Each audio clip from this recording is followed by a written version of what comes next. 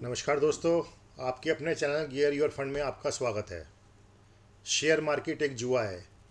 जी हाँ दोस्तों, अक्सर सबने ये सुना है कि शेयर मार्केट एक जुआ है और ये ब्लेम बाहर के लोगों के अलावा जो आदमी इस मार्केट में काम कर रहा होता है उसके अपने परिजन, रिश्तेदार और दोस्त भी ये ब्लेम लगाते हैं कि शेयर मार्केट एक जुआ है।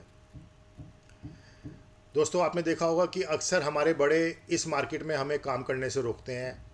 क्यों? क्योंकि उन्होंने कहीं ना कहीं सुना होता है कि फ़ला रिश्तेदार या फ़ला आदमी ने इस मार्केट में बहुत लॉस किया है और इस मार्केट से लॉस ही होता है, इसलिए उन्हें लगता है कि शेयर मार्केट एक जुआ है।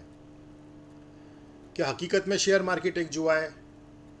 जी हाँ दोस्तों, अगर हम बिना नॉलेज के, बिना जानकारी के इस मार्केट में काम कर रहे हैं तो ये मार्केट एक जुआ ही है, गैम्बलिंग ही है। ऐसा मैं क्यों कह रहा हूँ दोस्तों? आप ये सोचिए कि जब हम किसी बिजनेस के अंदर पार्टनरशिप करने की सोचते हैं तो सबसे पहले हम उस पार्टनर के बारे में जानकारी निकालते हैं, उस बिज़नेस की जानकारी निकालते हैं, उस बिज़नेस के फ्यूचर प्रोस्पेक्ट क्या है, उसकी सेल बुक क्या है, उसकी ऑर्डर बुक क्या है, उसकी बैलेंस शीट क्या है और उस बिज़नेस का फ्यूचर में स्कोप कितना है। ये सब जानकारी लेने के बाद ही उसके साथ पार्टनरशिप करने की सोचते हैं। और इसके उलट शेयर मार्केट में काम करने के लिए हमारे पास कहीं से कोई टिप आता है, हम कहीं से सुन लेते हैं कि ये शेयर ले लेते हैं, ये शेयर बढ़ेगा, हम तुरंत भागकर उस शेयर को खरीदने के लिए तैयार हो जाते हैं। हम उस कंपनी के शेयर होल्डर बनने के लिए तैयार हो जाते हैं जिस कंपनी के फ्यूचर प्रोस्पेक्ट के बारे में हमें कुछ नहीं पता, जिस कंपनी के पिछले सालों में उसकी परफॉर्मेंस कैसी रही है उसके बारे में हमें नहीं पता, वो कंपनी किस चीज़ में काम कर रही है और उस काम का आगे कितना स्कोप है, इन सब के बारे में हमें नहीं पता और हम उस कंपनी के शेयर होल्डर बनने के लिए तैयार हो जाते हैं। जहाँ से टिप आ रही है हम ये जानने की कोशिश भी नहीं करते हैं कि जो इंसान टिप दे रहा है वो इस मार्केट का एक्सपर्ट है या नहीं है, या उसने जो वो टिप दी है वो किस बिहाफ पर दी है। क्या वो डे ट्रेडिंग के हिसाब से दी है, वो स्विंग ट्रेडिंग के हिसाब से दी है या पोजिशनल ट्रेड के हिसाब से दी है। तो हम ये समझ लीजिए कि हम अनुमान के आधार पर उस मार्केट में काम करने के लिए तैयार हो जाते हैं। तो दोस्तों, अगर हम किसी भी काम को अनुमान के आधार पर करते हैं तो वो एक गैम्बलिंग ही है। दोस्तों, मैं इस मार्केट से काफ़ी सालों से जुड़ा हुआ हूँ और मेरा एक्सपीरियंस ये कहता है कि ये मार्केट जुआ नहीं है। ये मार्केट हार्डकोर बिजनेस है, अगर हम इसे बिजनेस की तरह करते हैं तो। अब बिजनेस की तरह करने का क्या मतलब है दोस्तों? देखिए, जब हम कोई बिजनेस करते हैं तो हम उस बिजनेस को डेली एक टाइम देते हैं, अपने एक्सपीरियंस, अपनी समझ के अनुसार, मार्केट की डिमांड के अनुसार हम उस बिज़नेस में बदलाव करते रहते हैं। हम मार्केट में जो डिमांड होती है उस प्रोडक्ट को निकालते हैं, हमें लगता है कि ये प्रोडक्ट नहीं चल रहा तो हम दूसरा प्रोडक्ट निकालते हैं। यानी कि हम अपने बिज़नेस को टाइम टू टाइम अपग्रेड करते रहते हैं। यही यही काम हमें शेयर मार्केट में भी करना होता है। जब हम कोई शेयर ले लेते हैं तो ऐसा नहीं है कि हम उसको लेके बैठे रहें। अगर हमें लग रहा है कि वो शेयर नहीं चल रहा है या वो सेक्टर नहीं चल रहा है तो हमें उस शेयर से स्विच करना होता है या उस सेक्टर से स्विच करना होता है। तभी हम अपने पोर्टफोलियो में एक अच्छा प्रॉफिट अर्न कर पाते हैं, अपने अमाउंट को हम गियर अप कर पाते हैं, मल्टीपल प्रॉफिट बना पाते हैं। शेयर मार्केट में पैसा बनाने के लिए हमें स्टॉक के पैटर्न को समझना होता है। मैं अपनी पिछली कुछ वीडियो में भी ये बात समझा चुका हूँ। जब हम कोई बिज़नेस करते हैं दोस्तों तो हम उस बिज़नेस में नफ़ा नुकसान भी उठाते हैं। जब हम बिज़नेस में कोई प्रोडक्ट बना रहे हैं और मान लीजिए वो प्रोडक्ट रिजेक्ट हो गया या फेल हो गया तो हमारी पूरी कोशिश होती है कि उस प्रोडक्ट को हम रेट टू रेट या कम से कम लॉस में मार्केट में निकाल दें, जिससे कि हमारा जो लॉस है वो बहुत बड़ा लॉस ना हो। बिज़नेस में हमारी ये भी कोशिश होती है कि हम उसी प्रोडक्ट को बनाएं जिसकी डिमांड बहुत ज़्यादा हो। पर कई बार ऐसा होता है कि हमारी अपेक्षा के अनुसार उस प्रोडक्ट की डिमांड नहीं निकलती, तो हमें उस प्रोडक्ट को कम प्राइस में भी मार्केट में निकालना पड़ता है।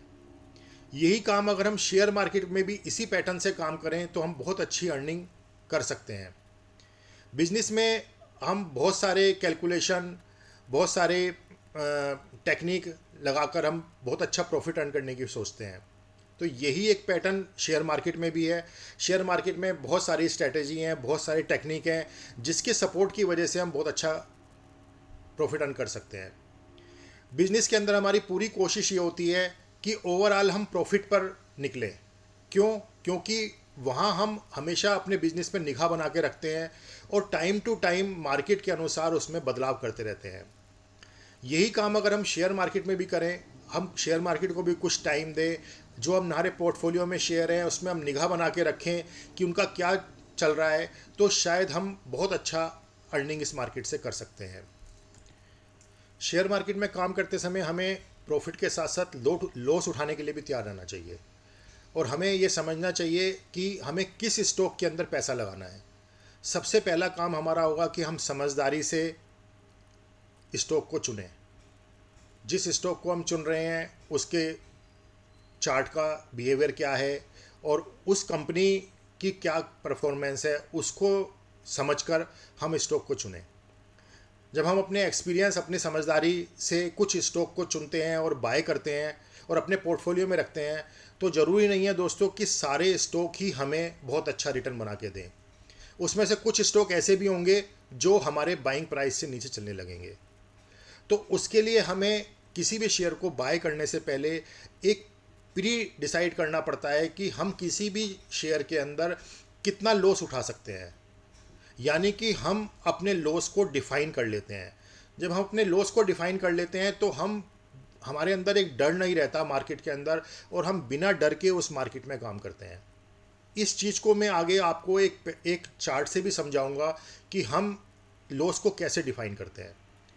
आप एक बात समझिए दोस्तों कि सपोज हमने कोई शेयर खरीदने के लिए सोचा और उसका प्राइस उस टाइम 100 रुपये है, तो सबसे पहले हम ये देखेंगे कि अगर वो शेयर गिरने लगता है तो उसका सपोर्ट कहाँ पर है, यानी उसका पहला सपोर्ट प्राइस क्या है।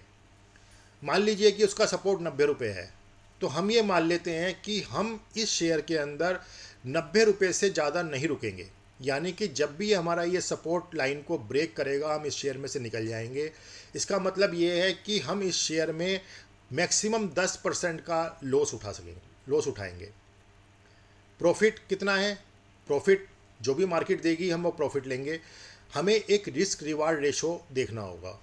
रिस्क रिवार्ड रेशो का मतलब ये है कि अगर हम 10% प्रॉफिट लॉस उठाने के लिए तैयार हैं तो प्रॉफिट कम से कम हमारा 20% या 30% होना चाहिए। हमें ये भी देखना पड़ेगा क्या ये स्टॉक आगे इतना प्रॉफिट दे सकता है। अगर वो स्टॉक इतना प्रॉफिट दे सकता है तभी हम स्टॉक में हाथ डालेंगे। ये सबसे बड़ी बात है कि जब हम अपने लॉस को डिफ़ाइन कर लेते हैं तो एक खौफ हमारे मन से निकल जाता है कि कहीं ऐसा ना हो मार्केट गिर जाए तो मेरा सारा पैसा ही चला जाए। अब इसके अंदर एक बात और है दोस्तों कि हम अपने लॉस को डिफ़ाइन कैसे करेंगे। हमें अपने लॉस को डिफ़ाइन करने के लिए अपनी कैपेसिटी को देखना है, अपनी अमाउंट को देखना है कि हम कितने अमाउंट का लॉस उठा सकते हैं। जैसे हम ये मान लिया कि हम एक स्टॉक में 5,000 रुपये से ज़्यादा का नुकसान नहीं उठाएंगे और उसका जो स्टॉप लॉस है वो 10 रुपये है, तो इसका मतलब हम उसको देखकर अपनी क्वांटिटी डिसाइड करेंगे। यानी कि अब उस स्टॉक में हम सिर्फ 500 की क्वांटिटी ही लेंगे कि अगर सपोज वो स्टॉक गिरने लगा तो हमारा मैक्सिमम लॉस 5,000 रुपये होगा और हमारा प्रॉफिट 1:2 या 1:3 भी हो सकता है। तो जब हम इस स्ट्रैटेजी पे काम करेंगे तो हमें डर नहीं लगेगा इस मार्केट में काम करने। तो इस प्रकार से दोस्तों आप ये समझिए कि हम इस मार्केट में एक कैलकुलेटिव रिस्क ले रहे हैं, यानी हमारा लॉस एक कैलकुलेटिव है। जब इस मार्केट में कैलकुलेटिव रिस्क के साथ काम करते हैं तो हमें नुकसान होने के चांसेस बहुत कम होते हैं, क्योंकि अगर सपोज हमने अपने पोर्टफोलियो में 10 शेयर रखे हुए हैं और 10 में से 3 भी हमें नुकसान कर जाते हैं या 4 भी हमें नुकसान कर जाते हैं, तो 1:2 का रेशो भी अगर हम लेके चलते हैं तो बाकी 6 शेयर हमें उसके लॉस को कवर कर देते हैं। तो ओवरऑल हम प्रॉफिट में ही निकलते हैं। और अगर हम बिना स्ट्रेटेजी के कोई काम कर रहे हैं, यानी कि हमने अपना मैक्सिमम लॉस तो डिसाइड कर लिया कि हमारा मैक्सिमम लॉस 10% है और हमारा प्रॉफिट 1:2 है, मगर हम डर के मारे उस स्टॉक से पहले निकल गए अपना प्रॉफिट कम लेकर, या हमने सोचा 10% मिल गया निकल जाएं, तो उस वजह से भी कई बार ऐसा होता है कि ओवरऑल हम प्रॉफिट में नहीं छूट पाते या बराबर पे छूट पाते हैं। दोस्तों इस चीज़ को मैं एक चार्ट से आपको समझाता हूँ, एक स्टॉक से समझाता हूँ। जो स्टॉक अभी गिर रहा है मार्केट के अंदर, आप बेहतर समझ पाएंगे कि मैं क्या कहना चाह रहा हूँ आपको।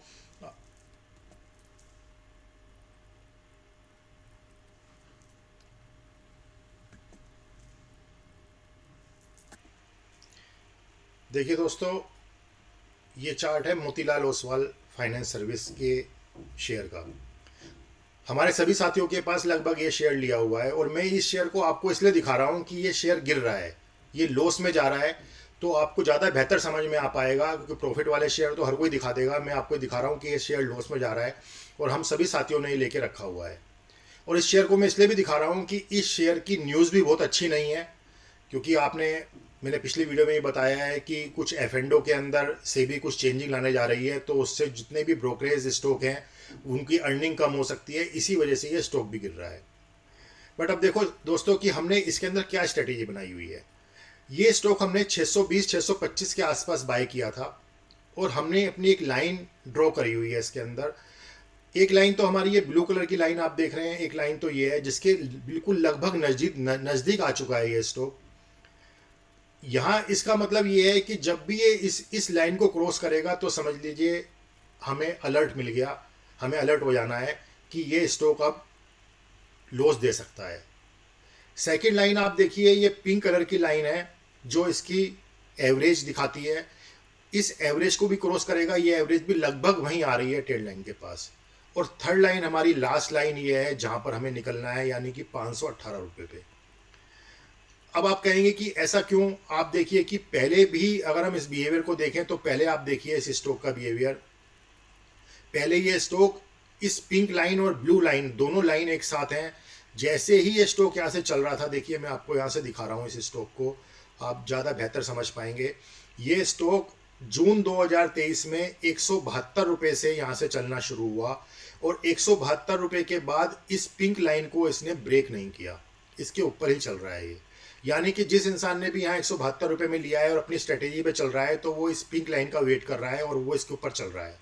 उसके बाद ये 172 रुपये से 484 रुपये पहुँचने के बाद ये नीचे आना शुरू हुआ। अब अमूमन इंसान को डर लगेगा कि ये नीचे जा रहा है, हमें निकल जाना चाहिए।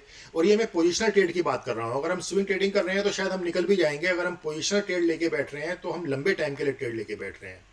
ये स्टॉक यहाँ आया और देखिए इसने इस लाइन को कितना, पिंक लाइन को पहले सपोर्ट किया और उसके बाद यहीं से वो रिवर्स कर गया।